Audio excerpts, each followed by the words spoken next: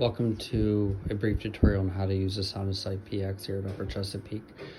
This should show you how to turn the machine on, change probes, and access patient information and save an exam. For more advanced functions, you will have to watch the videos online or attend a personal training session.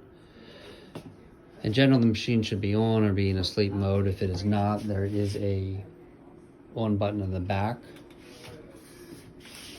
There is also a up and down function, and you can rotate up and down. When you turn the screen on, you should see something that looks like this. To enter and get started, you want to enter patient information, and you will see a screen like this. The best way to access patient information is to start typing on the screen either the medical record number, which is the most accurate way to do it. That way you won't confuse someone by the name of John Smith. Or the easiest way is to search by last name, or you can click on the work list. Here you will see the work list, and you can select a person's name and just start scanning. But I believe the best way, instead of scrolling through the work list between all the patients at Upper Chesapeake and Aberdeen, is to search by last name. So there is a test patient by the name of sepsis. We will type that in and we will search. And we found our patient, and you can select them and start scanning. It has now imported the information and the medical record number. I'd appreciate it if you could put your normal kind of username that you use so it will identify as yourself. And then you can start scanning. Now you see it has the patient's name. The patient's name is test for sepsis and a medical record number, and you can start scanning.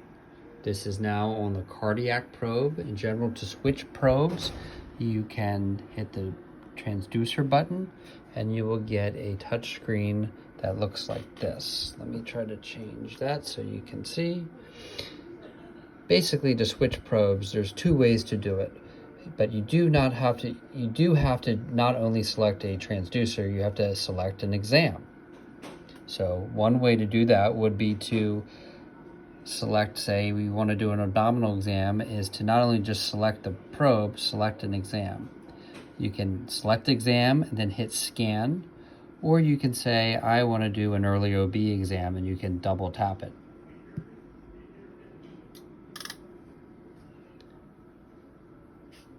So now you're on the abdominal probe and you have a preset exam for measurements related to an early OB exam. Again, if you wanted to go back and change probes again, you click on this and you can change. I want to basically put in a peripheral IV now and save an image there. You could select venous and then hit scan, and you will now be in a linear probe mode.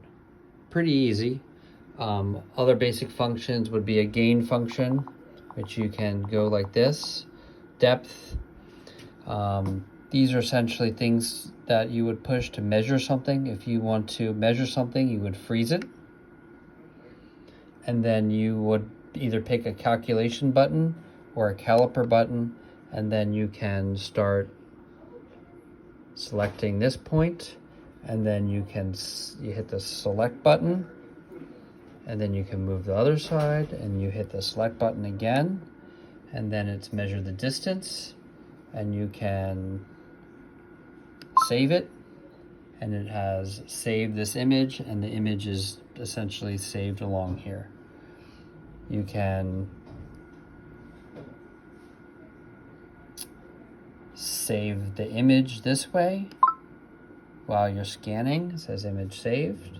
You can also make a video by pushing this button. And this will now make a video of the perspective, the next 4 seconds, and then automatically save the video.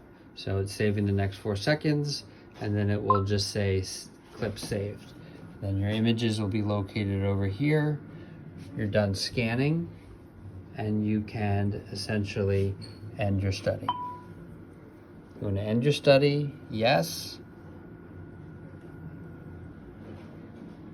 And you're back to a probe selection. If you want to start and scan another patient, you can hit new patient, and you can go back to the search function and the work list. But again, the easiest way, instead of scrolling through a large work list with a bunch of patients and possibly selecting the wrong patient, would be to go by selecting the search function. So searching for sepsis or something like that, and then that will import the information. Make sure you end the exam, and then take the machine back, keep it clean, and plug it in. Thanks for watching.